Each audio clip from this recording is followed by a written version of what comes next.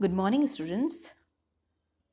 आज हम पिछले टॉपिक से आगे बढ़ते हुए बात करेंगे मकान निर्माण सामग्री और मकान के प्रकारों की। देखिए, विश्व स्तर पर जब सिविलाइजेशन का डेवलपमेंट हुआ तो मनुष्य ने शनै शनै स्टेबिलिटी आई। पहले वो खानाबदोश जीवन जब व्यतीत करता था तब उसमें स्टेबिलिटी नहीं थी, लेकिन जब उसने एक स्थान पर रहना शुरू किया तब उसमें स्थिरता की भावना आई। और स्थिरता के कारण जब वो एक स्थान विशेष पर रहने लगा तब उसे प्रकृति से सुरक्षा, बाहर असामाजिक तत्वों से सुरक्षा के लिए उसने एक मकान निर्माण करके उसमें रहना प्रारंभ किया। ये मकान जो उस स्थान पर मिलने वाले नेचुरल रिसोर्सेस थे, प्राकृतिक संसाधन से, उन्हीं से वो बनाता था, जिससे वो उस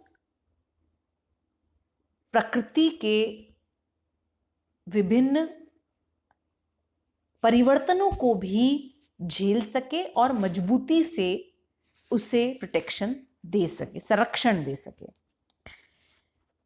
यहां ये प्रेजेंट स्लाइड बताती है कि टेक्निक्स और इंडस्ट्रीज बिल्डिंग कंस्ट्रक्शन में जो इन्वॉल्व हैं, जो कि मनुष्य को एक शेल्टर देती हैं। अगर हम बात करें हाउसेस की, अगर हम बात करें बिल्डिंग मटेरियल की, तो एक आश्रय देने के लिए बनाए गए मकानों में जो इस्तेमाल की जाने वाली सामग्री है वही मकान सामग्री कहलाती है। ये एक प्राचीन एक्टिविटी है और प्योरली फंक्शनल, कंट्रोल्ड। ये पूरी तरह से अगर देखा जाए प्राचीन समय से ही इस पर पर्यावरण का प्रभाव, प्रकृति का प्रभाव, जलवायु का प्रभाव देखने को मिला है।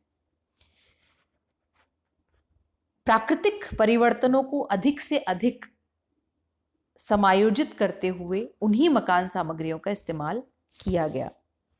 जैसे जैसे सभ्यता का विकास हुआ, जो हमने बात की, चाहे स्टोन एज जैसा हमने पिछले वीडियो में देखा था, जिसमें मनुष्य सामान्यतः नेचुरल मटेरियल जैसे पत्थर, मिट्टी, लकड़ी आदि का इस्तेमाल करता था। इसके बाद ब्रोंज एज में उसे पता चला तांबे को किस तरह से और मजबूत बनाया जाए। उसे आयरन स्टील का यानी इस्पात का इस्तेमाल पता चला और एक कठोर सामग्री के रूप में इसका इस्तेमाल किया गया। और इसके बाद जो अगला प्रमुख स्टेप, चरण हम कह सकते हैं, वो लगभग 1850 के बाद, जब रेल रोड्स निर्माण में लौह इस्पात का इस्तेमाल किया गया, जिसे औद्योगिक विश्व का नवीन अंतर संरचना निर्माण के लिए प्रमुख रूप से उत्तरदायी माना जाता है। ये कुछ नेचुरल मटेरियल्स, बिल्डिंग मटेरियल्स जिनकी बात हम कर सकते हैं, जो कि अर्थ से मिलने वाले हैं, फाइब्रस हैं, स्टोन है और वुड है। अर्थ से मिलने वालों में लिफ्टेबल और मैसिव। लिफ्टेबल में ब्रिक्स, ब्लॉक्स प्रमुख हैं, प्लास्टर, ये सब इतना महत्वपूर्ण नहीं है, लेकिन आप महत्वपूर्ण रूप से ईंट, ब्लॉक्स देख सकते हैं। और फाइबर में अगर देखा जाए तो कॉटन, वूल, हैम्प, इनका इस्तेमाल किया जाता है। फाइबर में लाइम, क्ले। इसके अलावा स्टोन, पत्थर का इस्तेमाल होता है और वुड, लकड़ी का भी इस्तेमाल किया जाता है। ये सारे बिल्डिंग मटेरियल निर्भर करते हैं कि इनकी अवेलेबिलिटी क्या है और वहां पर क्लाइमेट कैसी है, वहां पर जलवायु कैसी है। क्योंकि बिल्डिंग की फंक्शनलिबिलिटी कि वो कितना अधिक कार्यात्मक होगी, कितना अधिक क्लाइमेट से मनुष्य को प्रोटेक्शन देगी, वो उस बिल्डिंग मटेरियल पर निर्भर करता है। क्लाइमेट निश्चित रूप से मनुष्य के मकान के चयन को प्रभावित करता है। जैसा कि हम बात करें ठंडे प्रदेशों में रशिया में या ग्रीनलैंड में, वहां पर परमाफ्रॉस्ट सॉइल के कारण जो मकान है वो वहां पर उपलब्ध कोई और स्टोन या कुछ और लकड़ी वहां पर उपलब्ध नहीं है, तो वहां पर पूरी तरह मकान बर्फ के ही बने हैं, जिन्हें हम इग्लू के रूप में जानते हैं। इसी तरह से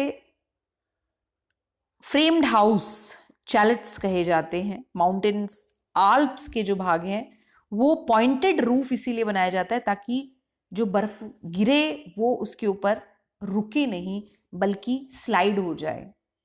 ये बहुत महत्वपूर्ण है। इसी तरह से जहां पर ज्वालामुखी, जहां पर अर्थक्वेक्स ज्यादा है, जैसे हम जापान की बात करें, तो कम से कम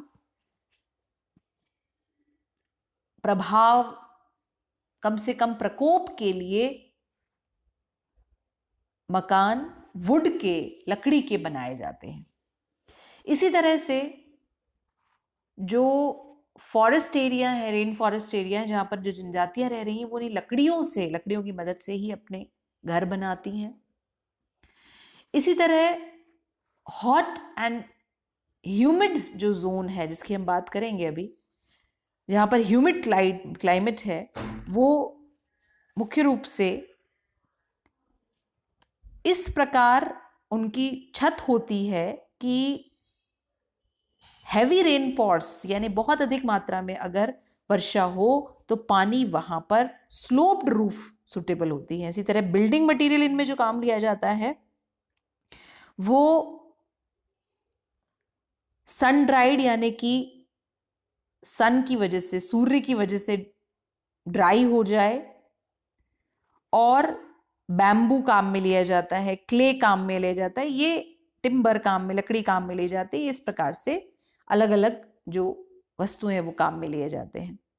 इसी तरह से हीट स्टोरेज कैपेसिटी जिनमें है, जैसे ब्रिक्स, ईंटें हैं, कंक्रीट हैं, वो मुख्य रूप से जो कि जल्दी ठंडे हो जाए उनका इस्तेमाल गर्म क्षेत्रों में मुख्य रूप से किया जाता है। इसके अलावा अगर हम देखें तो और भी बिल्डिंग मटेरियल्स जिनकी बात हम कर सकते हैं वो है पत्थर, ईंट, चूना, सीमेंट, लकड़ी, रेत, मोर्टार, कंक्रीट। ये प्रमुख ऐसे मटेरियल हैं जिनका इस्तेमाल किया जाता है। एक और बात आजकल जो महत्वपूर्ण है वो है ऐसे बिल्डिंग मटेरियल का, ऑल्टरनेटिव बिल्डिंग मटेरियल का इस्तेमाल करने की, जो रूरल और अर्बन दोनों एरिया में काम में लिए जा सकते हैं, क्योंकि ये रिसोर्सेज इस प्रकार से बनाए जाते हैं जो नेचुरल रिसोर्सेज, जब ब्रिक्स बनती हैं, खास बात है बजरी का इस्तेमाल किया जाता है, तो इनसे नेचुरल रिसोर्सेज वो डिप्लीट होते हैं, वो कम होते हैं, उनका इस्तेमाल करके बनता है। तो ऐसे बिल्डिंग मटेरियल के निर्माण के शोध की बात कही जा रही है, जो कि हाउसिंग प्रॉब्लम को न केवल सुलझा सके बल्कि जो नेचुरल रिसोर्सेज हैं, प्राकृतिक संसाधन है, उनको क्षति न पहुंचाए, इस प्रकार से बिल्डिंग मटेरियल्स का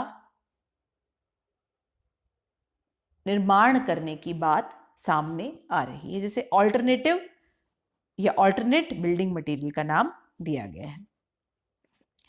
ये कुछ पिक्चर्स हैं जो बताते हैं कि बोट हाउस, जहां पर जलीय क्षेत्र हैं, जहां पर डल लेक वगैरह में, जहां पर बंगलोज, कारवां, हट हाउस, इग्लू, ये बहुत महत्वपूर्ण, लॉग जो कि लकड़ी के लट्ठों से बना है, स्टिल्थ हाउस जो कि जलीय क्षेत्रों में, बाढ़ प्रधान क्षेत्रों में कुछ इस प्रकार से पिलर्स हैं जिनके ऊपर ये सस्टेन करता है।